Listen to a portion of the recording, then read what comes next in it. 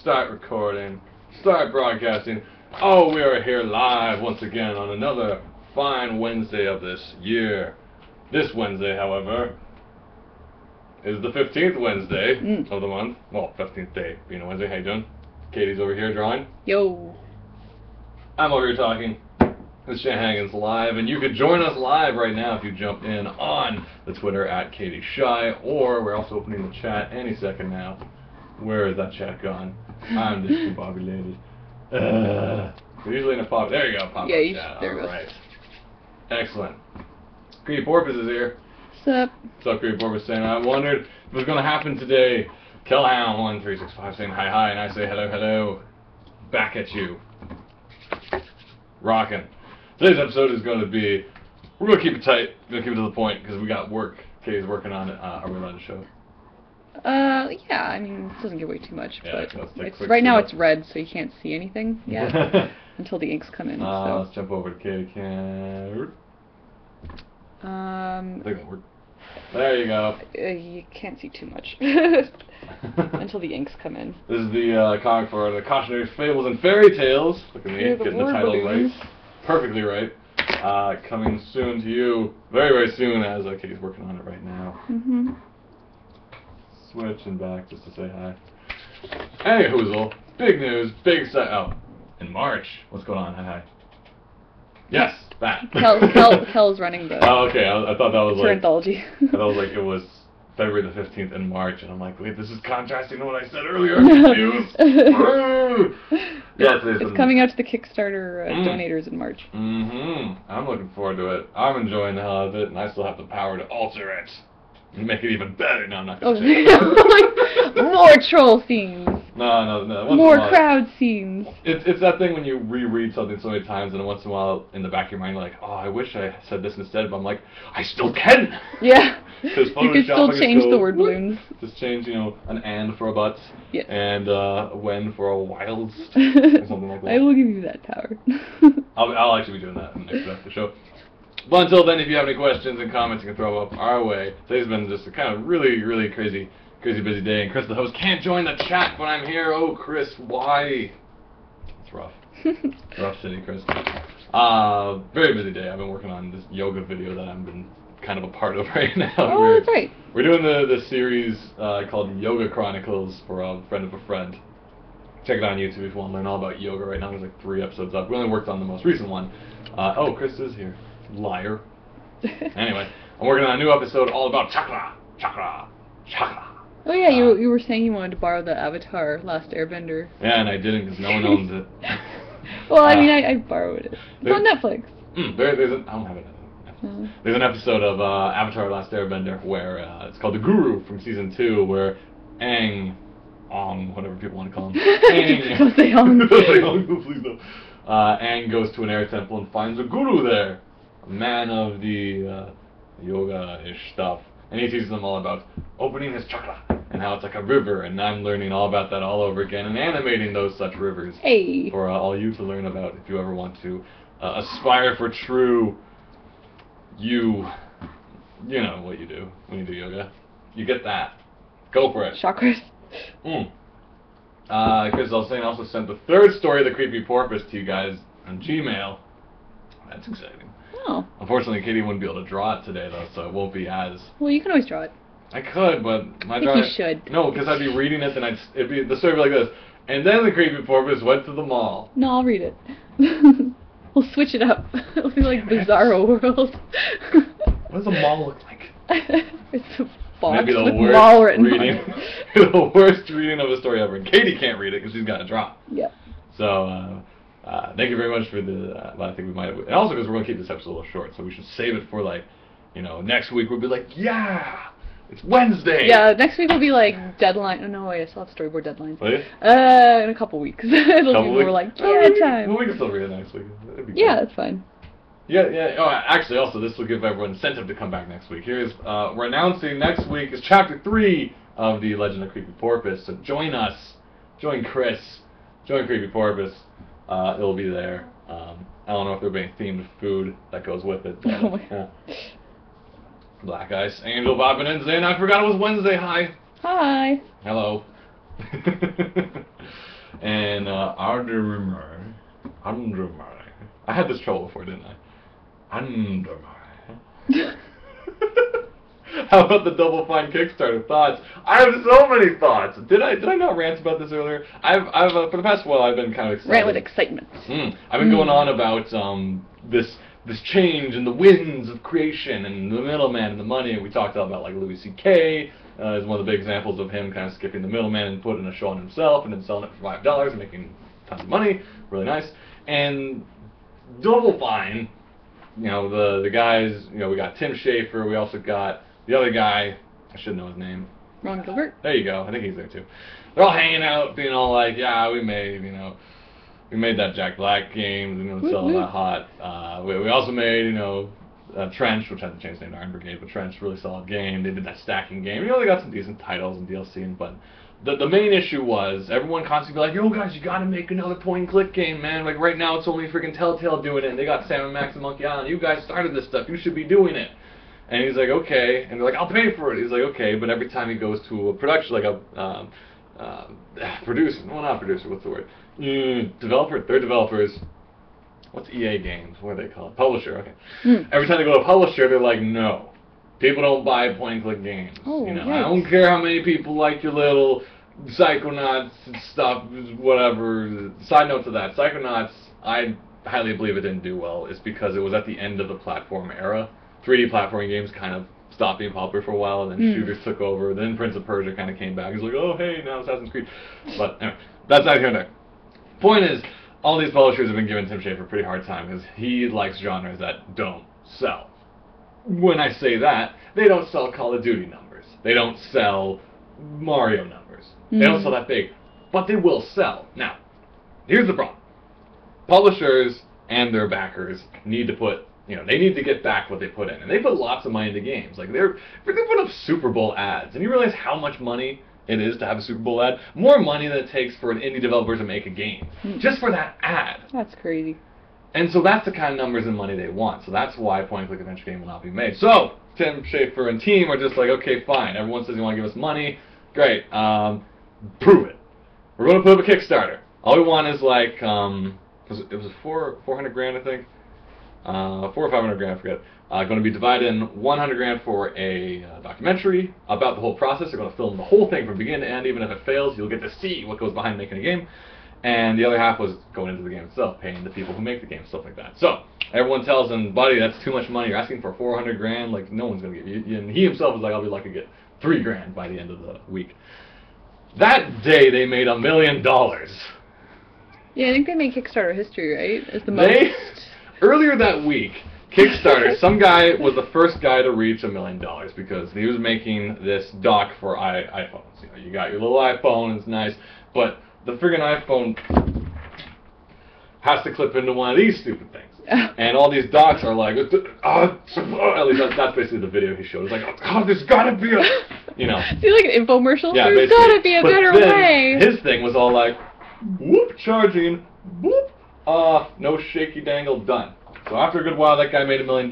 Later that week, Double Fine shows up in one day, or at least one day and a little bit, one or the other. $1 million. That's awesome. Boom. Now. So, to answer your question, my thoughts is that's wicked crazy.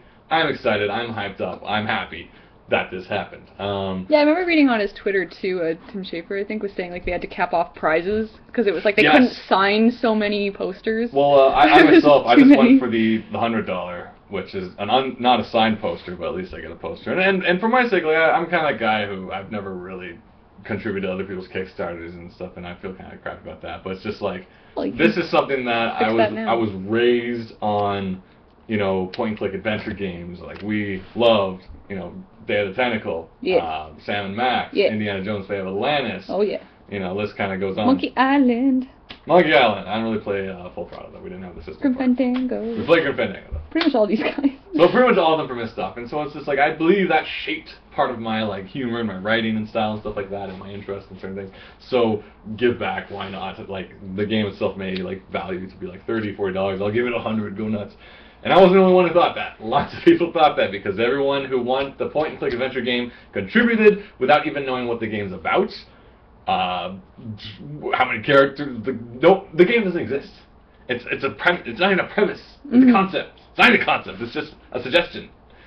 But people are excited and willing enough to contribute and donate to Double Fine, and I've been like losing my mind. Like all week, I've been like kind of jumping onto their Kickstarter and watching the numbers go up and up and up. Oh man, where are they at now? Do you know? They're last I checked, they're like 1.7, so they're coming up to 2, and they may make it if they haven't already. Like you know what? I haven't bought it yet, so. There you go. There you go. I'm gonna bring it up to 2. Now. So as happy as I am for this, it's great for them. I'm excited for the documentary, watch new game and everything, and I'm excited that this could happen. That publishers now realize they don't need, the middleman. They don't need the confirmation of the suits to be like, oh, this will sell or oh, this won't. The man. They can do it themselves. Few things to bear in mind though. Firstly, if we were to assume that everyone who donated to the Kickstarter were also all the people who are buying it, then all the money that shows up now is both the development costs and the profits. Like it's all now. Now usually with video games, it's like all the publishers and stuff and advertisers, you get all your money kind of first-ish. You get the guys that make the game for you. Hopefully you pay all your employees. I know there's some horrible overtime stories in the industry and people getting laid off. It's terrible. But hopefully everyone gets paid, and then after that, and then advertising. After that, what comes in starts to pay you back. Now, the interesting thing for me is thinking, since most of it's going to be all up front, how do they kind of decide how much of it goes into the actual development and how much goes into paying off each individual, and then what counts as gain? Because you can put all that money into the development if you wanted to, because they're talking about now they're going to do it in multiple languages, put it on multiple systems and platforms, get like maybe like more bigger name voice actors and stuff like that. Who knows? But that's my interesting question for them. It's like, where do you draw the line saying this half is for the production and this half is profit? Because once again, if everyone who was going to donate did donate, will it sell as well after the fact is the interesting question. That's something to keep in mind, because if we're also enthusiastic, we buy it right away. Will this change? The next question for me now is, will this change the model of development? Now ourselves, Silly Kingdom was pretty much done under this model. Yep. We did the book on Indiegogo. All the money kind of came up front, and then from there we had to decide like basically how to use it. It's like this goes into printing, and this goes into this, and this goes into that, and shipping, and blah blah blah blah. And it's a different model for sure, because in the end it's kind of like everything. All the profits were also at the beginning, so you got to figure out, is there any profits, or is it all just to do it? We pretty much broke even, right? Yeah, we were lucky. Which is good. We were lucky. We didn't really do profits, but we broke even. Which is basically the whole point of the project in the first place, was let's get it made, let's distribute it, let's not lose money. Yeah. Win, I say. Let's not have to just take any old job that comes along that we don't want. Yeah. As long as it like just keeps it afloat. Now, the other thing to bear in mind, and this is the kind of cautionary tale to this half, is this won't work for everyone. This Kickstarter format that Double Fine is using. Not every game studio can do this, because now like some startup studios might be like, oh well, it works well for Tim Schafer. I'm going to make a robot game. Give me money. Yeah. Well, first of all, no one knows you. Secondly, you don't have any proven record of like making things. It's like this model. And similarly for Louis C.K., not just any comedian can show up and be like, I'm going to rent out the amphitheater. I am seeing some comedians who are like, oh, I'm starting up a Kickstarter now, just along that same route, inspired by that. That's the good thing about Kickstarter, though, is that if you don't make your goal, it's like it didn't happen. Nobody gets charged. Goes back. Yeah, so it doesn't. I mean, it's a little awkward, but it's not like Indiegogo where you'd make half of what you need, and then it's like, well, I still have people's money, and I don't have enough to print. Well, that's why in Indiegogo there's a clause where it's like, what do you do if it doesn't work out? Let's jump over to Kate. You can't see how some of this inking... This looks pretty horrific, what's happening in this panel. Oh, where's the camera? Over to Katie Cam there. It'd be nice to get a camera over my shoulder at some point. Well, for that we need like a tripod. Yeah, it's just this... Can you just clamp it over here? Well, then it's in the way, like, I gotta... I don't know. Oh, going for a magical ride around the studio. Woo! It's just now it's the way of my drawing arm. Woo! What, the cable or the thing? The thing. Because, like, now my shoulder's bumping into it. Huh. Well, we should start a Kickstarter for Shenanigans Live to buy us a tripod. It's not bad. It's stressing me out. Is it? Well, move the cable. We'll jump to camera too while you figure that out. So yeah, I'm really excited for this new idea of how a lot of people can make the things they want to make and things that the fans want them to make that won't necessarily make the numbers that publishers want. Because I don't think this whatever game Double Fine's making is going to be buying any Super Bowl ads. It's just it's useless. There's a lot of wasted money, and B, there's no physical game to be built. There's no shipping to every game shop in the world. Yeah, it's all new. There are many ways to save. What's going on over here? Figuring out. All right, Jerry's hooking us up with a tripod here. I don't know if this is going to work, but I'm excited. Let's jump into the chat and see how excited you guys are for tripod. Killhound likes Kickstarter. Actually, let's step back a sec. Flux is saying, greetings from Montreal. Everyone, sorry I won't be able to stay. The connection here in the hotel is okay for surfing, but not for shenanigans, it would seem. That's a shame. We should make our show more hotel friendly. We pull the quality down. Pixelated. Steal some pillows. Yes, Flux. Be sure to steal some pillows for us when we meet again. Actually, he's not there anymore, I think. Oh well. That's okay. Colin's saying they could keep up sales through Steam and whatnot, or maybe use some of the money for better distribution. Yeah, it's called cargo clutting. It is. Or cutting. They are copying the shallow parts, not understanding why it's successful. There's actually a series of Oh God, was that the camera? Yeah, that was the camera. Well, Shanahan is live now as a Kickstarter to fix that camera. Is it good? Logitech. Wait, is that a piece? It's like a nub. Where'd the nub come from? I don't even know. Oh, here. Okay. Oh, it didn't even crack off, it just bounced off. Oh, I lost the nub. Okay, well, I lost the nub. The logic being... This is a bad idea. Why do we change things? Things should stay the same. Kickstarter, I will get 2 million like Double Fine, not realizing that works for Double Fine because they have a track record and whatnot. Yes, so before you start a Kickstarter or Indiegogo, because you can just jump around the sites too and see what's going on, and there are a lot of people who don't make their goal because they're not proven yet. From my experience, understanding there's either two kind of major factors to having a successful Kickstarter. One is either you're well known and you have enough people who are supporting you on your endeavors, with or without proof of concept, just like people just saying, let's do this, and you're like, yeah. The other is you make such a wicked idea and you promote it well enough that everyone's like, yeah, I want that. That's what I want. Like the iPod stand thing that the dude made. So just bear that in mind, because I know there's like a bunch of like plays and startup even people I know had they're trying to do like a local performance in Toronto, and it's like, oh, Kickstarter for the show, but no one knows you. Yeah. You gotta get yourself out there before you ask people for money. Well, with us, it was like we've been putting a lot of free content on the internet for a while, so it was just, people knew our stuff. Yeah, see? We spent the past 12 years just putting stuff online. Really? That long? 5? 5, 12, yeah. 5? 5. 5 years? I'll say 5. Yeah. Oh, look at this. We got a new contraption going here. Sweet. This is exciting. Let's jump back in the chat while that's happening. Does Jerry just stand behind the camera and watch you guys? No, he's... yes. He does it like this. You didn't see that. Alright. Alright, let's see if this works. We're going to go to tripod rubber band cam. Hey! Hey! Now I draw like this. And you can't see anything. That's true, you're blocking it. I feel like we need to draw a landscape and a little tree or something with this. Because it's such a wide shot. We've never had a shot like this before. Well, we need to get zoom lens on these things. No. Really? No? Go on the other side. Or we can switch sides if it's in the way. Oh, yeah. Alright. Now, how to make a good thing gooder. Let's keep changing it. Okay, go for slower. Jump back to the chat for a second. I'm working on portfolio while I watch, says Chris. Good. Good job. I feel responsible, says alright. For the camera following, if I hadn't mentioned Kickstarter.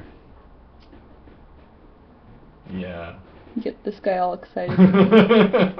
Calhoun1365 saying the fairy tale anthology backers were 70% people we knew who knew of the artists. There you go.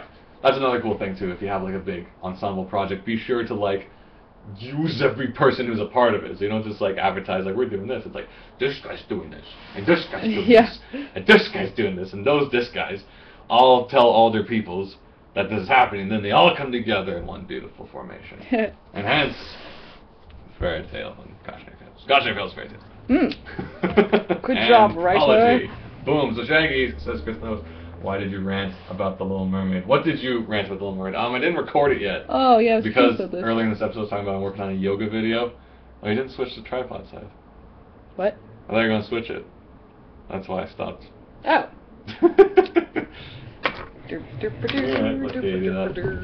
Rubber band, Katie Cam is moving over. No? Hey, wait. Hey. Kind of, yeah. Alright, let's try this out. I'm excited. 2 improvements, 1 to show. Here we go. Boom. Hey. Kinda? Yeah. Very kind of. Look at that. What did I rant about The Little Mermaid? I didn't record it yet because I've been doing this yoga video all week. And driving my mentalness, madness. Yeah. So my problem is, though I do graphic animation and After Effects stuff, I'm not really a huge fan of generating stuff from scratch. I like to manipulate pre-existing content. But in this case, it's a lot about me making stuff, and I'm not really that kind of person. Are you designing stuff? In a way, like I'm sitting there being like, how should I do this? So I'm doing a lot of like particle work and making stuff from scratch. And like, where do you get like a complicated are these yoga videos? Well, where do you get like a nervous system for free? Oh, like inside a body? Yeah. Medical, I think, sites would have. Because like I know I don't really want to use them straight up, but I have some medical books for anatomy class. You should probably look at those. Yeah, but I need like it digitally. I don't want to actually draw anything. We could scan it. Anyway, Christos is saying, what do you guys hope to do most in the job field you're in? Me quit. Yeah. I don't know. I'm kind of in a weird spot right now where I'm in between. Let's just say I'm in between jobs. Katie? I feel like I'm doing it. Just maybe be able to get faster so I can utilize my time better. So I'm not stressed out or pulling all-nighters or anything. But, I mean, I really love comics and I really love storyboarding, so I'm glad to be able to do both. Yeah, I wouldn't mind getting more into the writing side of things. Like yeah, I mean, what I like is working on my own projects, definitely, so just keeping that up. That sounds like a good goal. What else is got? Oh, Christos saying, okay, what's your life dreams and like make a TV show or what? I don't know, make Silly Kingdom. That's there. Life dreams. Make lots of stuff. Make lots of comics. Life dreams just kind of keep shifting and changing. I just want to keep making stuff. Who's that? Yeah. Like I never. I mean, we have a bunch of things we want to keep making. Yeah. I mean, I think it'd be cool to be able to do all of them. Oh hell. Well, yeah. I was watching Friends last night because that's what I do on DVD. It was the episode where Rachel turned 30. And then it was all about how everyone's like talking about how they didn't achieve like everything they wanted to before they turned 30 and stuff. I realized I don't want to bother setting goals for certain ages and things like that, just because it's like, because then I'll have more reason to be disappointed on my birthday.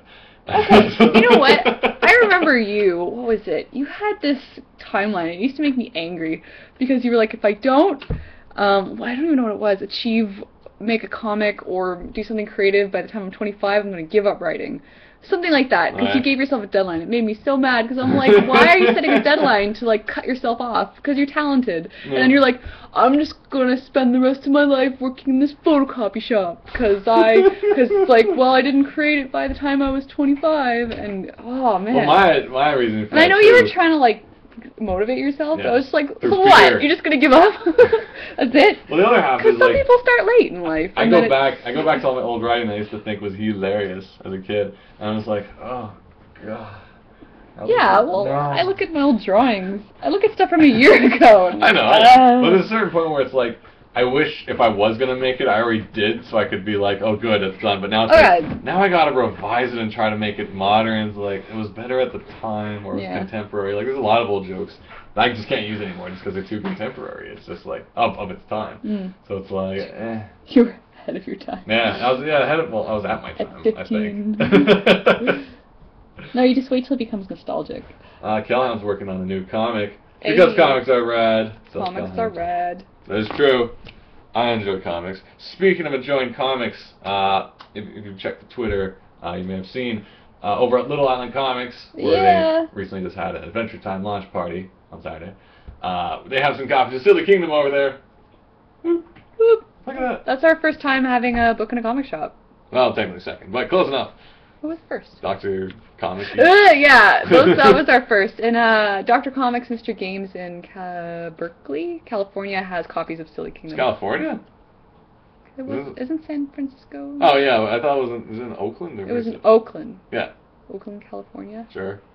Maybe, I don't know. It's there though. Yeah. Or it might not be. They only have like 5 copies. So if you're in Oakland. Yeah. Just pick up one of those lovely dusty copies. Prove them right that they bought them from us. Yeah, make them want to order more.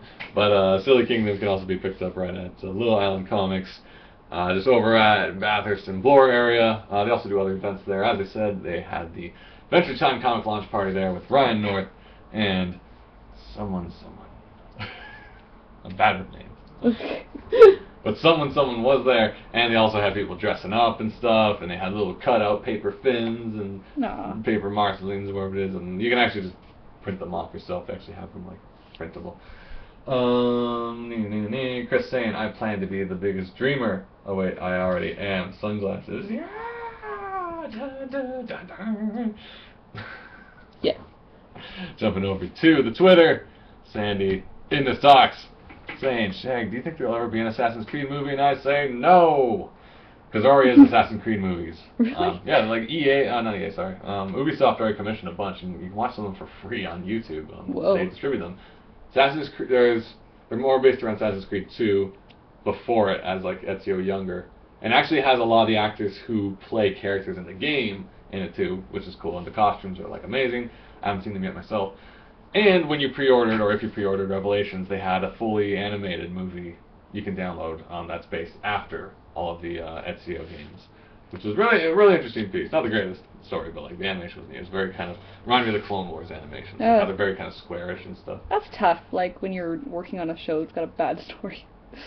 Because like how hard animation is and how much effort you have to put into each I think it was a bad story. Oh, okay. I thought you said I didn't like the story. No, it was alright. Like it was just kind of just ho-hum like stuff going on. Yeah, like, because you know someone spent like weeks and months animating this let's thing. just say like the animation was great, the story didn't blow my mind or anything. That wasn't just like oh, it was like alright, this happened.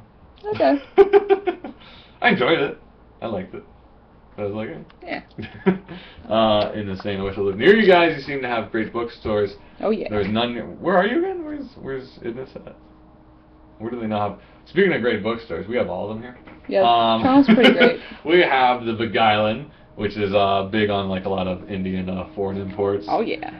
We have the Labyrinth, which is big on art books and manga, animation books and DVDs and Doctor Who. We have Little Island Comics just near both of those, which is more for the kids, so it's like a lot like Tiny Titans and Archie and Sonic and manga, as well as Canadian original children catered and youth audience books. Down on Queen Street, we have the Silver Snail, which is world famous, and it's full of like a lot of the toys and models and figurines you want to check out and have a good time. Just a little northeast of there is the Anime Extreme, which is basically an all-year-round anime convention because it's so full of colorful and fun toys. It is. That's what we went into, right? Oh, it's like pillows and it is like a tiny and toys convention. And DVDs and models. And it's so colorful. Candies and bottles and drinks and keychains and really weird mouse pads. Really weird movie mouse pads. Yeah, yes. really awkward. And all the good stuff. A little east of there over on Young Street, go a little north, and you got 1 Million Comics, which I haven't been there in a while, and they keep kind of changing around the clientele because of the anime and manga crash that kind of happened again recently, but whatever, they still have some stuff, but I probably won't be going there anymore. A little south of that, Harry Tarantula upstairs right by the Ryerson area, and they have a lot of board games and stuff, as well as lots of comics and manga, and they show up to all the conventions too. What else have we got? You can get memberships too and get discounts. A lot of these places do that. And this is just the downtown core. There's other comic shops around here too. Sorry for making you all jealous, but I'm just saying. This is a good reason to come to Toronto. Let's see. It's pretty Dragon Lady closed down, but then they moved into the Comic Workshop on College. Oh. And apparently now it's called the Comic Lounge. So I don't know if it's kind of like a Snakes and Lattes kind of. Snakes and Lattes is a board game cafe, which is kind of the coolest thing ever. Yeah, actually, that's another place we have here. Where it's like you could go get some delicious lattes and cakes and play some board games. And I don't mean some board games. I mean every single board game $5 ever. and you can stay as long as you want and play as many board games as you want. All of them. You just it's like a bookshelf. You just pick it up and you're like, oh, I haven't played friggin' Sex and the City Trivial Pursuit yet. Okay. They have everything. Did you keep that, the one you found? No, we found that on our lawn. We found a copy of Sex and the City trivia game. So weird. I just guessed Samantha and I got most answers right. Anyway. Like Samantha. She lives in upstate New York. All we have is Borders, but a closed balls. You should go to Southern. Isn't Southern New York where New York City is? Yeah, but I think there's only like 2 big comic shops in I didn't find any. Manhattan. Like, And I was surprisingly disappointed by the Nintendo shop. Weird. Yeah, there's one something Rocket. My buddy Harry worked there.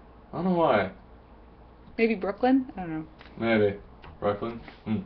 Really, because it's like, I feel like New York is like a cartoonist city. Yeah. Like, there's a lot of comic making going on there. They have the MoCA, the comic museum, right? Yes. Yeah. That was great. That was interesting. We don't have a comic museum if you want to make us jealous. Yeah, yeah. Try it. Yes. Try and make us jealous. Well, speaking of yet, recently, I forgot what street it's on, but a pinball cafe opened up. Snakes and Lattes kind of inspired a lot of other upstarts, I think, that are happening around the city. So you want to play pinball. Unfortunately, the one downside is they want to be such a family place that they don't serve alcohol. And from my experience of every barcade I've ever been in, they sell alcohol. You know what, though? When we went to Portland, we went to, what was that? Ground Control? Ground Control. Ground Control is really cool. And it's all 2 floors of... Upstairs is pinballs, and downstairs is 25-cent arcade machines, like Simpsons Arcade, Yeah, I can actually go and play games with quarters. Yeah, it's so I haven't good. played games with quarters in years. It's usually stupid tokens or dollars. Yeah, and it's like, I always go back to, like... Marvel vs. Capcom? No, wait, wrong. That's well, Marvel Superheroes. Yeah, Marvel Superheroes and... The Age of the Gem or something like that. And then they have the Indiana Jones pinball upstairs. Yeah, of course. Of course. No, that was fun. I played the Tron game. I played Frogger, and we died like 57 times on 1 quarter. Wow. They just let us keep playing, and we're like, okay. It's great. Yeah, I know New York has a couple barcades as well with it, and usually there's a theme to it. They're like retro. And then you have the Mana Bar in Australia from the Yahtzee and crew. What do they have? Yeah, but well, their idea, the Mana Bar is the problem. Right, problem with Australia is they get a lot of modern video games late because of like international release dates, so they get stuff delayed. What Mana Bar does is they import everything, so you play them right away, and they also serve drinks, all themed to Final Fantasy and video games and stuff. And I think they have like the T-virus from Resident Evil, so it's like a shot with like a Twizzler swirly up. Oh god, we gotta go to Australia. Yeah, because we don't really have a big. We don't really. ANC Games on Spadina, just north of the beer store, they opened up a basement, which is like Snakes and Lattes. It's $5 to play whatever. And they have some old machines, like the old Street Fighters and stuff. There's no food and beverages yet, and it's in a basement too, so it's kind of like... Okay, I'm gonna crack out my... It's interesting, though. Crap for what, over? Well, I switched to Micron pens. Let's see what Kate's talking about in my face. Well, I didn't have a good paintbrush for a while, so I switched to pens, but the thing is, I keep having to switch pen sizes to get the line width I want, and this is taking too long. So I'm now going to crack out my new brush that I just bought and tested. What is it? I like to use the Winsor Newton Series 7. Winsor Newton? I hardly knew him. Yeah, he was a good guy. It's 2 pens. I think it was 2 guys. And what'd they do? They like to paint things. Hey. Hey, where is my ink? How come whenever it gets to your camera, you like leave or something? You say I spent so much time on camera, but I change the year and you're like, whoop! I'm out! I don't know. I mean, I said I was setting up ink stuff now. So, give me a sec. That's cool. Tick. Let me set the ink. Let me just print this. Okay, wait. Copy! It's good. No, you might as well switch back to you, because I have to... I was trying to run out of things to say so I can just show you for the rest of the show. Oh. You never run out of things to say. Maybe not. Uh-oh. Let's jump in and see what people are saying. Wait, what? No, what? Don't scare me. Wait, Creebor's saying yes, they serve hard liquor now. No longer is Ground Control... Oh, okay, that's good news. Oh, you thought Ground Control I thought you said Ground Control is just a beer-only bar. I'm like, what? But no longer is Ground Control a beer-only bar, so yes, go to Ground Control in Portland, Oregon. Get yourself a friggin' strawberry daiquiri. They make those, right? Get girl drinks. Because if I had a bar with like... Alright, this is the ideal bar. I gotta think back. What's my favorite arcade game of all time? Alright, so if we had like Time Crisis 2. Oh, classic. So Time Crisis 2. And they like modded the machines and like welded in like a strawberry daiquiri holder. And then I can like single pistol one hand and a daiquiri with a long... You know what? I don't want to hold it. I just want the long enough twisty straw. Do you know how many games would have just frosty drinks spilled on them accidentally though? You've got the sticky surface everywhere. Inside the stick. You like put your hand in the boxing glove thing and it's just like, crystal sugar. That'd be so great though, because like you'd buy these giant novelty straws. Remember, we went on a Kentucky tour, and in Rome, we ended up at this club where they had like these giant pitchers with huge, stupid long straws that everyone could get in on. Now, what my barcade is going to do... Wait, that was a karaoke bar, though. Was it? Yeah, we were. I don't recall singing. Oh wait, no, it was bar karaoke. It wasn't private room. Okay, I didn't sing. So I was like, I can't see you going to a club and you'll have this one pitcher and you'll have straws in it. Yeah, no. But I mean, like, it'd be like you get those straws and you set them up beside your Time Crisis, so you don't even have to. You can dual wield if you want and be like. And just like shoot and hit the pedal. The aim's getting worse. There's a different rating system assessing how drunk you are. It's like, yeah, by the time you couldn't save the president, I'm sorry. You just couldn't aim straight.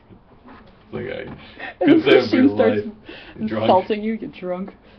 That'd be cool though. The boxing game would be dangerous though if you're drinking too. You start punching patrons. Yeah, no. Like, I'm in the video game! Some guy's like playing the friggin' big version of Fruit Ninja and you think he's trying to attack you. And you're like, ah! Ah! And then Dance Dance Revolution. It's a step like, floor. Oh! All the jumping, it hurts my brain. Why'd you be hungover so quick at a barcade? I don't know. Oh, man. Yeah, that'd be fun. Barcades are interesting. I remember when I went to... I didn't know that, like, I know we always had a thing called Sega Palladium in Mississauga. Oh, the Palladium. So, Mississauga, where we originally come from, movie theater and mall, Square One. Yeah, we're not from Toronto originally. Sorry. So downtown is like the hub of Mississauga, is Square One. And they have this thing called Palladium, which is basically originally was really cool because it was all arcade games. This is in like the mid-90s, late 90s when arcades started dying because online started becoming more prevalent. And we don't really have any arcades around the city unless it's a movie theater. So this place opens up and it's all like, you know, party crap. There's also like rock climbing and t-ball in the back and stuff like that. And since I was only there as a kid, I didn't really realize, but the upstairs had like drinking and bar and stuff like that. But you couldn't bring it downstairs, is what I realized later when I finally came back all these years to be like, nah, I can go to the bar. And it's like, oh, you gotta keep it up there. I'm like, what's the point? Now, when I went to PAX in Seattle, right across the street from the convention center, on the Thursday night before the con started, is a place called... Yeah, crap. Sega owns it. It's like... What's it called? GameWorks. GameWorks? I think it's GameWorks. It's not Game Workshop. That's where they make Warhammer stuff. It's like GameWorks. I'm not that 40K campus. And, you know, it was all PAX people going, so everyone was there for the con, and they had like a special, like, play all night thing. Like you just buy a card and you just play all night long. Whatever. For free. Not for free, but for one card. Okay. And there's also a bar. And they allowed you to bring everything in. Ooh. So I'm like playing Star Wars Arcade, fighting off Darth Vader with his lightsaber in one hand and like a pint in the other. You know, I'm flying the streets of LA in a helicopter with rocket launchers and a pint in the other hand. Doesn't sound like it's promoting very good values. It was such a good time, though. I'm like, this never happens unless it's in my house. Interesting. I'm not even like a big like drinker or anything like that, but I just thought. But it's like because you can. It's like, yeah, because I can. The novelty was so potent. I'm like going all the floors, like upstairs they had the cheap arcade games. Okay, I guess the thing is, it's kind of like if you go to a party and then suddenly there's all these awesome video game things set up. And you're like, oh yay, I don't have to make conversation. Yeah, well that was like one of the first parties I went to in university. I'm like, that's right. Oh god, I hate people. You went to a But kegger. then at this kegger they had Guitar Hero, and I'm like, yes, this is the best party ever. Because it's like I don't know anyone, and then. That's good. Actually, yeah, because you don't play your beer pong, and I'm gonna rock it out on expert mode. Well, I was thinking I do want to have like that party in May before TCAF, and it would be good to have like a video game component here. Oh yeah. Too. No, honestly, if we Rock Band 3 is crazy good times. If you actually had like the 2 guitars, the drums, 3 microphones, and the keyboard. Actually, a buddy of mine has all of it. It is ludicrously fun. Like I didn't really continue after the first Rock Band because I didn't want to keep rebuying. You know, the guitar 100 times. But Rock Band 3, like, you know, this is kind of like the end of the era of like music, you know, rhythm games because like they get too expensive and like me, people weren't just buying them anymore. But I played Rock Band 3 at a friend's house with all the components. And it was a friggin' ball, son. Yeah. Because 3 people were singing. I was on piano. The other guy's on drums. We got 2 guitars. So good. And then you could just like, switch it up whenever. So I could be like singing and playing guitar. Or I could be drumming and singing. Or I could be playing guitar and the drums. You know, it's a great mix-up game. So yeah, definitely should get that if you're doing it. Cool. A pre-TCAF party. Yeah. It's gonna be fun. TCAF's going to be Oh, we're amazing. gonna There's rock going to be this. so many amazing people in the city. Like who? Oh, well, lots. Just go to the TCAF website and take a look at all the names. It's a lot of big, awesome artists, and then a lot of friends of mine, so. Mm. Yeah. Very nice, very nice. Some who are big artists. I'm well connected. I have friends who draw things. Speaking of drawing things, how's this page come on? Faster now that I have the brush. Ooh. Wait, what were you using up till now? Just pens? Yeah, I was using pens. When did you start doing brush? I started doing brush after pretty much when I went to Florida comic camp. Yeah, because I didn't know how to brush, and so random. I found out about this comic camp. I think it was even through Svetlana Shmakova's Twitter, and she does DramaCon and. What's her recent series? It's Night more School? Novels, right? With, she's doing. Yeah, it's a series of young adult books. I'm not exactly sure what. It's like Robert Patterson books. I don't know. But I mean, essentially, before I went, I was like, if all I learn from this camp is how to, ink with a brush, then that's awesome. And I mean, I learned so much. But inking with a brush, like Paul Pope was my teacher, and definitely it was awesome. And I love it. I love working with a brush. But all my brushes got really sucky lately, so that's why I switched over to pen. Well, like, as you can learn in Scott McCloud's Making Comics, there's a section that just about all the different tools. Yeah, and I've tried with the nibs as well. I don't love the look of that because I like the flow and thick lines better than the scratchiness. Yeah, but there's an interesting chapter that's all just about, like, what's your thing. And he's, like, basically being, do you want to use, like, ink pens, or do you want to use tech pens, or do you want to use feather, like quill pens and stuff, or do you want to do it all entirely on the computer or stuff like that? Yeah, I mean, you can do it digitally, draw with a mouse. Yeah, I just know, like, I loved the look of bone, and I love the look of any brushed comic. It's just, when I try, I'd get the wrong brushes, I wouldn't know how to put such a fine line to it, I wouldn't know what paper to use, so it would all just kind of bleed. But, yeah, I love learning this. Using different tools. So go out there and try different things, and who knows. You know what? Try everything. Well, way back in the day, before all this computer crap, like, you were using Electroset, or what's? I was using these. No, I mean like for toning. I used to use using. Well, they call them manga tones now. No, that was manga tones, but you were using like stickers essentially. Yeah. That were sheets of dots, like halftones. I used to shade all my comics. Cut out with an X-Acto knife and then put on top of the comic and paste it down. I was a comic making machine from 14 till your peak 18. Yeah, then I went to animation and it was like, oh, I suck. I'm not going to try anything because I need to learn everything. Yeah. That was kind of the good and the bad thing. Where it was like, none of my stories are good. I need to think about this. Scott Pratt recommends finger paint comic. Yeah. That'd be fun. I know someone who did like little thumb characters. I'm gonna make macaroni comics. You can make comics do with it out of anything. It's whatever you have accessible to you. Yeah. A lot of people like I was doing briefly was photo comics. You yeah, just that's right. Pictures of poses, and then you just like add word bubbles. Those are great. You should do more of those. Speaking of doing more, Innes is asking, where's TTDC? Yeah, what's up? Smiley face with a second mouth under it. Still working on it because it's conflicting with this super duper year in review per episode. My 2011 look back.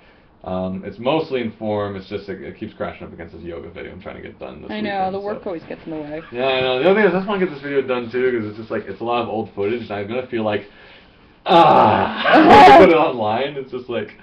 Done. Now I can start fresh. Now I can start the next one. Maybe we'll see what happens.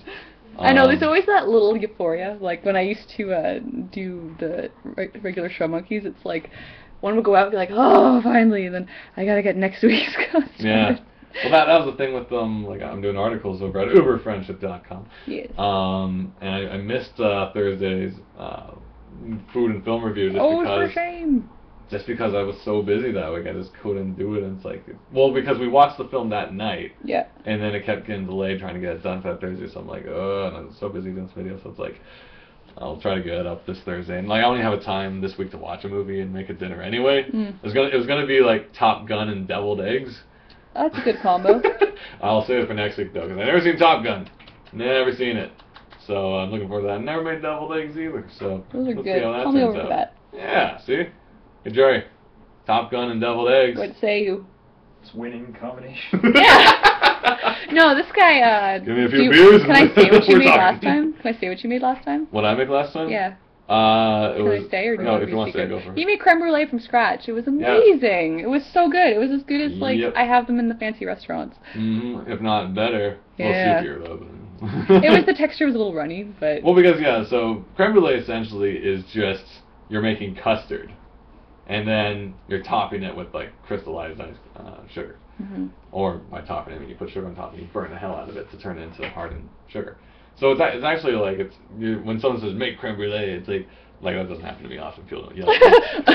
Make creme brulee, jerk. Make creme brulee. But it's kind of like it's actually just a two-step thing where you're not making creme brulee, you're just making custard, which is basically sugar. That's eggs. another guy yelling at you. That's it's not even it's custard. It's basically sugar, eggs, and like egg yolks, and like whipping cream, like 33% fat. That stuff. And that's kind of it. Same as like creme de caramel. It's all the same it's all the same ingredients. Just look it up. So it wasn't as hard as I thought it was going to be, and it turned out pretty damn good. So yeah, bit of vanilla extract in there too. So that article is hopefully going to be up on Thursday. Invasion of the Body Snatchers and creme brulee. Another winning combination. Let's see how they hold up together. Yeah, that's basically the point of the article. I find that interesting though, because it's like you were taking two completely unrelated things and finding a way to meld it together. Yeah. As I explained, it's my version of English class in high school. Yeah. Where we look at a book and we talk a bunch of crap about it for hours and say this means this and you get an F if you don't say that. And it's like, okay. Thanks. I know. I love that it's based on whose Thanks opinion. for objective book reviews. Yeah, I know. It's like, isn't it whatever you get out of it? What does he mean with, well, the conch represents No. society No, it and doesn't. the pilot represents Jews. I'm like, shut up. The book. Means nothing. Means nothing at all. It's entertainment. It's dribble. Well, it was kind of funny when Piggy got reamed with a rock. Anyway. What? That was terrible. Actually, yeah, it was. It was pretty horrible. Oh. How do I change your opinion? Anyway, you reminded me that I have a soul. Oh. And I'm what British this show's and all proud of about. it. Hey. That was the worst part of the book. Not to spoil the ending, but like the British come back and they're like, "What you kids doing? All running around playing?" And he's like, "This is war, man." Oh right, because it's if there's a movie, the adults are British and the kids are all American, right? Yeah, I thought they were all British because he's like. No, but if it was remade as an animated if it was remade, feature. he'd be like, we were here on the island, and when Piggy got deconched, he sure lost it, and Piggy's gonna be played by that kid from like either one of the guys from Superbad. Yeah. The other guy. Who's the guy from Superbad? It's not Michael Cera. Who's the guy from Superbad? It's not Michael Cera. The other main kid with the curly hair. The fat guy? Yeah. Sure. That's rude. I just know his name in the movie, Seth. Yeah. Yeah. That guy. He'd be Piggy. And then all the adults. Yeah. Yeah. And it'd be actually pretty funny. He's like really sassy. If they remade Lord of the Flies and casted him. I'd like that. And just as I'd really like that. Yeah, so if you're in English class and you have to do a staged version of this for a project. Yeah, just take inspiration from Superbad. That'd be kind of fun. It'd be like Super Lord of the Flies. Yeah. Black Ice Angel saying I've never made a cake frosting from scratch, and then I was tasked with making buttercream for the first birthday party. Oh. Interesting. I don't know what I think about buttercream. Homemade buttercream is ridiculously good, said Creepy Porpoise. I'll have to try homemade. Says it is. I ate more frosting off the cupcakes than on them. Oh Ooh. no. I do that regardless. When I was over at your house, there was an icing jar in your fridge, and I know you don't put that on and things. I noticed there was no cake, and the jar was half empty. And I remember when you were a kid, you were like, "Mom, the first thing I'm gonna do when I move out is get a jar of Betty Crocker's icing and eat it all." And she laughed at me, being like, "No, you won't." I'm like, "I'm proving it wrong." And I know for a fact that as soon as you got your first place, what was the first thing in that fridge? Well, it wasn't just any Betty Crocker's icing. It had sprinkles in it. But you were actually gunning to eat the whole thing, right? What do you mean? You wanted to make You made sure it sound you like I ate didn't do it. Oh. Did you actually? Of course I did. Didn't it hurt? No, I didn't do one sitting. Okay. You gotta spread the pleasure of it. You don't want to just eat one jar of icing. That's crazy. You gotta, like, you know, throughout the week, whittle it down. It's like nursing a jar of icing. You gotta ration it. Just in case. In case you want icing later. In case there's a shortage. You don't want to go shopping. In case there's, like, some kind of disaster and people are just buying Betty Crocker icing. First, those saying whoever the person speaking in the background is must join the show for they let their presence be known. Nope. Nah. Jerry's a mystery. Yeah. That solves that one. Next dilemma. Let's jump back to Kid Cam, see what's happening, see if you guys can depict what's happening in the kind story. of messed up this expression. No! Can it be fixed? Yeah, with whiteout and... No love. the things. Look at that. Drawing a thing. Gotta You gotta narrate yourself when like it. Otherwise I'm just looking at you. Oh, Like, yeah, well, look at that. I don't know. I mean, how many drawing shows do they talk about stuff while they're drawing? I find that tricky. Probably because they already drew it once before. Oh, yeah. Usually they have one under the desk. And then and it's like I pull out, and then it looks like this, and the whole page is inked. It's like, it should, you put it away for an hour, and it should look something like this. And then I take some PVA glue. Like, wow. And paper mache. Wait. And you've had an art attack. That would be good. Crystal says, you win this time, Mistress Katie. Oh, I like this that. time.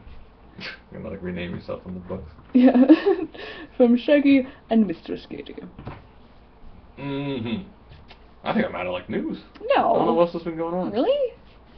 What has been going on? I'm not keeping my thumb on the beat. I already showed off how many nice comic shops we have in Toronto. Well, I know people are, there's a giant thing where people are pulling all their Marvel and DC art at conventions. What? Well, there's like... Pulling or pulling? Well, the people being recommended not to sell DC and Marvel fan art anymore at conventions because of that thing going on with the Ghost Rider guy. Yeah, there's actually more to it than we all initially thought. Because, like, the first wave of emails was like, Marvel jerks Disney, and well, how I mean, explain it for people who don't really know. And then the second half, I didn't actually really read because I was given the site. And okay, well, I mean, as I understand it, according to the news thing I went to, I don't know the name of the guy, but apparently the man who created Ghost Rider, it's Ghost Rider, which right? even that was in debate. They're like, well, actually, this guy did. Yeah, I think this was the guy. It was like, he did create it as a work-for-hire project, but he still is the owner of... Yeah. I mean, he created the character. He's still credited with doing that. But and he says he has movie rights because it was in a contract or something, but apparently he doesn't, like, looking at the legalities, they say he doesn't have movie rights, blah, blah, blah, so it's just something he made once, he doesn't have rights to it, it's work for hire, yada, yada. But what he was doing was he was going to conventions and being on panels as the creator of Ghost Rider. Which he is. Yeah. And conventions will pay you sometimes to bring you down if you're a big guest. Yeah.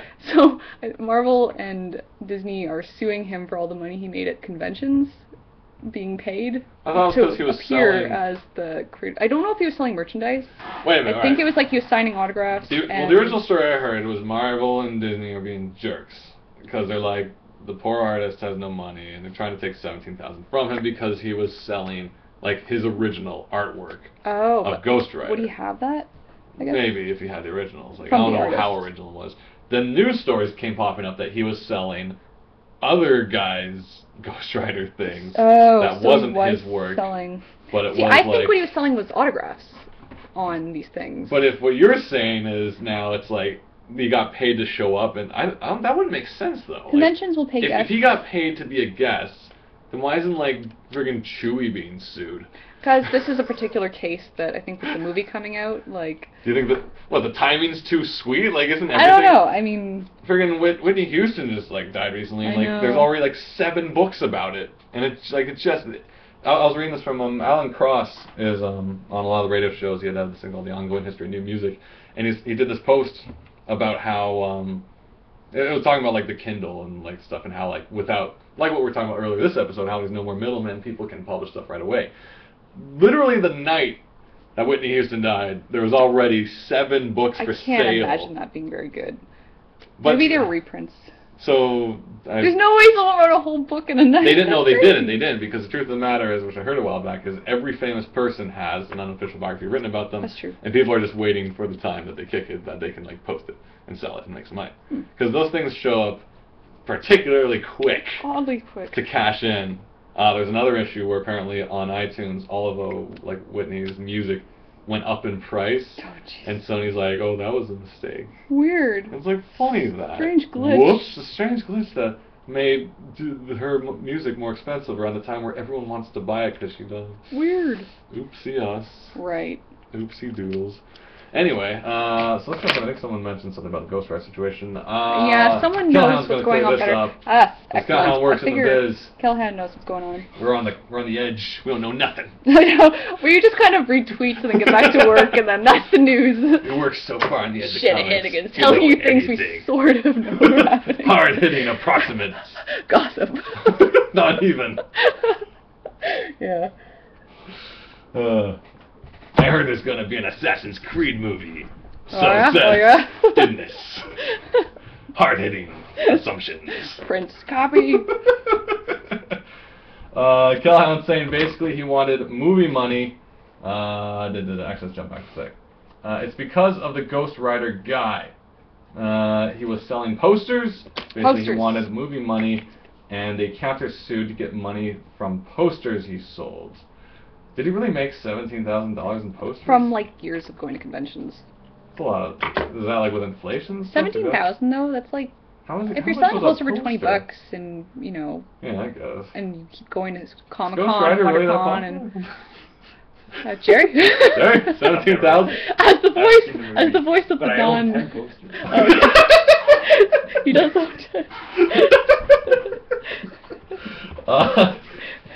see, he's not allowed to say he created Ghostwriter anymore. That's it, yeah. Was that a part of a settlement? That's part of being sued, yeah. Isn't that called a lie, though? Isn't it worse to lie? Because I'd be like, you know... He should set his head on fire in protest. Oh my gosh! Where the mic picked that up? Because that's a horrible thing to say. Mystery person. He was selling prints of another artist. Okay, that was the other thing that came up. Art of Ghostwriter, which was copyrighted to Marvel. That's because they'd be like, you can't. And that's why people are saying be careful with selling fan art, because they're obviously not going to walk up to your table and be like, here, you're sued. But it's like. Well, what about dude who he has the really nice Catwoman cover that he shows up to all the cons. Oh, Adam Hughes. Adam Hughes. Like, his work is beautiful, but is he like? Does like DC get a percent? He would have to for I think what he's. You know what? It's whatever's in your contract. Maybe. And I'm pretty sure the contract is very. I figure. Very. Like we have some local like DC artists living in Toronto that are my friend Graham actually got a commission of like Wonder Woman or something like that. Like, you know, $30 there. You know, a lot of convention stuff is under the table though. That didn't happen. Darwin Cook did not, in fact. No, but the thing is, you go to conventions, you ask for a sketch, and it's like, yeah, okay. It's like, wait, you want to sketch my dog? You never seen it. But they're like your version, and the thing is, too, it's like, yeah, I mean, I don't think there's anything wrong. Actually, it's a very interesting coincidence that we're all talking about this, because my most recent article over at uberfriendship.com is called Copyright Fan Made. It's an article basically addressing this very subject about, take your time, it's a long article, take your time to read it. It also has links to the Everything is a Remix series of videos, the third one in particular, about how creativity is not a spontaneous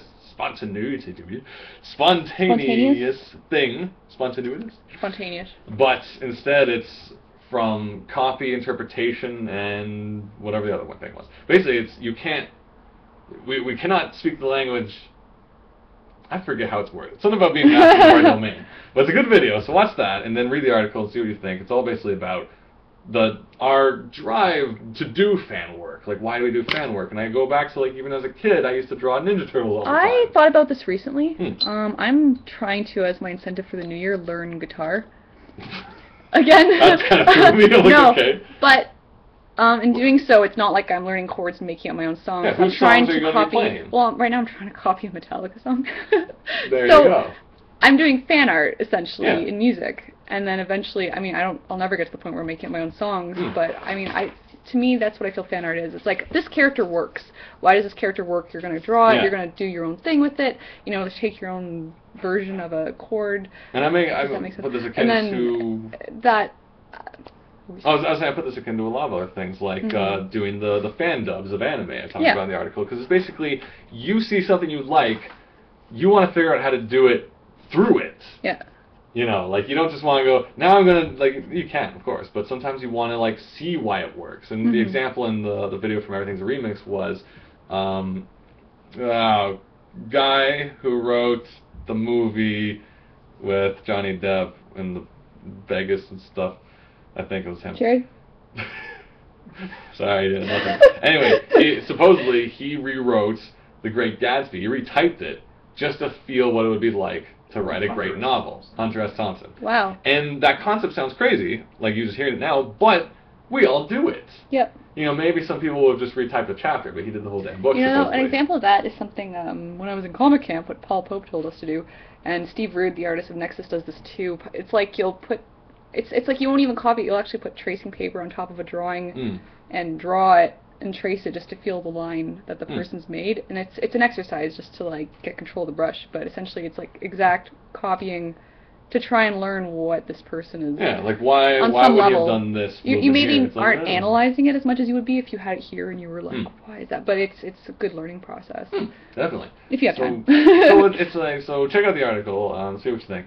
But the idea is, like, this even comes back to the cons. Where the issue comes up is, it's great that we want to copy and learn from it, but once we start distributing it, that's when it gets iffy. The problem. Especially if we distribute it for money. And I'm guilty of that too, where it's like, we'll be at Wizard World or something, and it's like, what's going to move? Okay, these Power Girl fan arts that I did in my own style. This Ranma postcard. Yeah, you know, it's like, as I think about it, it's like, it's not. But there's some guys, like Dan was telling me, there's some guys who did, like, he did this, like, really nice Bayonetta prints and stuff like that. Oh, yeah. He cleans out at cons. He comes back with, like, 15 grand. You can do at the end of a really con, good with you fan know, art. or something like that. It's like, whoa. Because, and I mentioned DeviantArt, of course, briefly. Yeah. But the idea is also, if you just observe, you know, what gets the most views on anything, it's usually something that's connected to something that already exists. The core for this is, you don't search for things you don't know exist, because how can you? Unless someone told you or you stumbled on it some random way. Hence why, like, a lot of fan art and stuff tends to get more views and comments than anything else. You know, unless, like, you've established and everyone knows your work, and then your work becomes a source of fandom. Otherwise, the way to draw attention, especially, like, you know, if someone posts if there's 2 YouTube videos, and one had, like, a picture of some guy, you don't know him, you know, had a picture of, like, Naruto. You know, chances are you're going to click that one, because it's like... Because you're in a mood, and you're just like, fine. You're like, I sort of know what this could be about, you know. And that's kind of the basis of a learning as well as drawing attention. Or then a lot of times, too, it's like an artist you really like that drew a character you really like. It's like, awesome! I love seeing your version of this. Yeah. So there's that, too, because also if you did an exact replication, it's kind of like, what's the point? Like, well, I mean, if you're just tracing a character, it's like, why? It's not like, this isn't like the guaranteed path, but you can tell me you can all see the pattern if you've been on, like, online on DeviantArt and YouTube, that you do notice videos that are parodies of stuff tend to get more attention than stuff that is original. Like, that's just the nature of what we do. We're attracted to the known, unless we're, like, completely anti, you know, society. We're like, I don't watch any videos with anything I understand in it. Only things are non-sequential. And that's fine too, I guess. If it has more than 2 views, I don't watch it. It's too mainstream. What are you doing on the internet then? The internet's too mainstream, man. I'm just gonna stare at this rock. Oh, yeah. Wow. Let's jump back quickly. I like these. It's not that he didn't create it. It's that he's not right to the character. He doesn't have rights to the character. Yeah. His copyright is Marvel. He didn't pay DC to do that. I guess we're talking to the other guy. That approached artists in the biz for rights to do that at cons. Do artists do that? Get rights? I guess they must. Creative artist says, I wish I didn't have to do fan art to get attention. As soon as I even try, my art style goes all poppy. I love poppy, but poopy. Goes all poppy. Ikuze says, I love fan art. Now, let's go back. Ikoze. Not ku? Is it ko or ku? Well, maybe is 2 O's a ko or ku? Ko is 1 O. Ku is 2. Ikuze. I should have known that. I usually try to like pronounce things properly, but today I'm lazy. So you'll get what he gives you. You're lucky. You're lucky you're not. Andrew Murray. Hey, how's it going? Let's jump back to Katie Cam while I read some of these. Stop offending the viewers. Let's see. I love fan art. I just love characters and want to see more of them in different styles. There's another guy. A while back you did a lot of like John Kay inspired Sailor Moon stuff. Oh, Nico. And there's somewhere else we know who's been doing a lot of those too recently. Yeah. Who is it? That's Nico? Nico? Yeah. Yeah. He's been doing a lot of those. Yeah, they're cute. Yeah, it's just an observation. I'm like, that's interesting. It's like waves. It's like every now and then it's like, there's not a Ren and Stimpy style Sailor Moon going on right now. Well, he's like another one of those Spunko fellas. Yeah, yeah? Oh, cool. There you go. That explains it for me. Or I don't know if he actually worked there, but you know, it's all the classic 40s kind of crazy influences. Kelhound says, I refuse to sell fan art. And Ikuze says, Kuz. What are you talking about? Kelhound says, I wrote a big thing about that on Tumblr about a year ago. Black Eye. Text keeps popping up whenever people post. Black Eye Single says, sorry, that sounded insulting. What? Kel, I have a Brad charm where he's holding a lightsaber. Brad charm. I don't understand what you're saying. Don't worry about it. And I'm sure. Oh, okay, we're actually over. We've been going at this about an hour, I think, so I think we can let Katie get back to work. Yeah. Me get back to work. It's been a... Oh, I'm just starting to have fun. Oh, wow, you're the one who's always like, let's make a show. I'm like, let's make a Well, I get stressed out, and I'm like, I don't know if I can draw when we're chatting. Andermurray says, Shaggy, I saw this show called Mission Hill, and you look like the buddy character, Jim. Anyone else? Do you know what Mission Hill is? No. Derek? No? The voice of the people. The populace? No, Jerry? Jerry's like the non-nerd that we turn to. What does the common man think on that? Well, I'm glad I... The non-nerd. Tell me it's a good character. I just don't want to, like, people up look at me and be like, hey, I saw what you did to Brian. And I'm like, I'm not even in that show. Don't sell fan art. Who's Brian? Brian. What? Make creme brulee. Make custard. All these guys yelling at me at this intersection. What is this? Oh, mercy. Someone tells me. Tell me to Google image him, but I don't want to. We're busy. I will in a bit. We're too busy to Google. we have these busy lives, man. Yeah. We're drawing, I'm talking, my mouth is going to dry, I'm out of water. Oh. I'm going to drink this hand sanitizer any minute. Okay, now. we'll take mine. Oh, thank you. Don't do that. Drink the hand sanitizer. I need that. That's a bad idea. Stop it.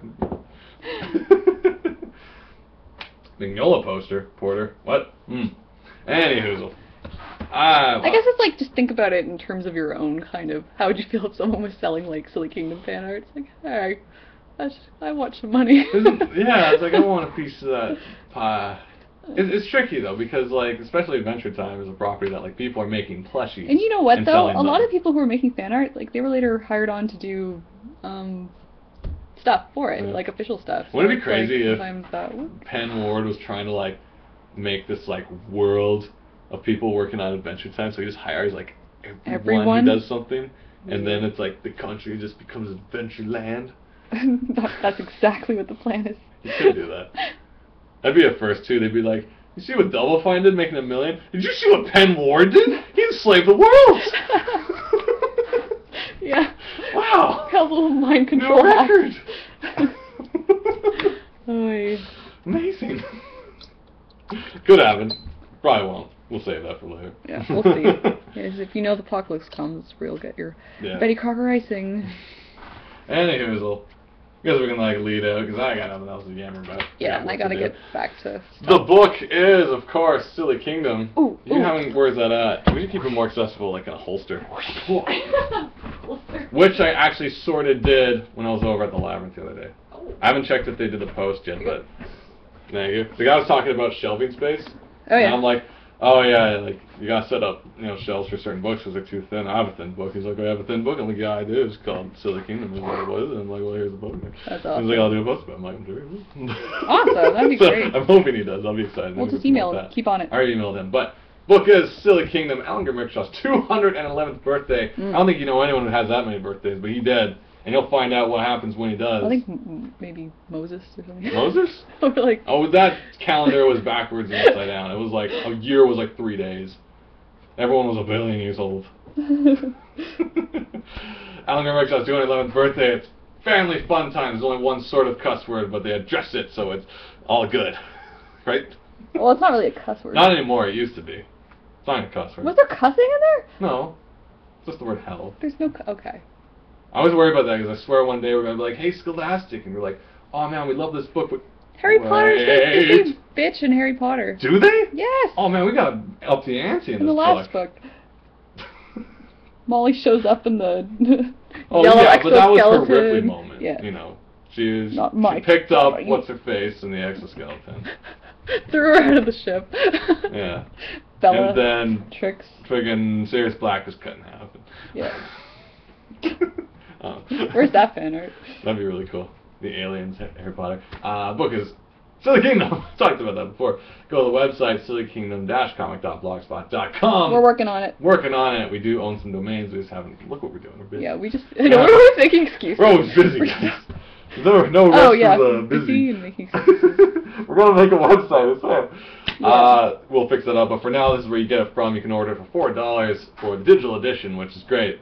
Just don't print it and sell it at con, please. Yeah, that was really cute, actually. Cause, someone sent me an email because we were going to Ep020. And they were like, oh, if I print up Silly Kingdom and staple together, will you sign it for me? I'm like, well, you could just get like a copy. But I guess if you want to do all that effort. You realize how much staples cost and ink? Just buy a copy from us. I know, if you want a colored, okay. I'd sign it just for the effort, though, because like I've never. Oh, definitely, I'd totally. Yeah.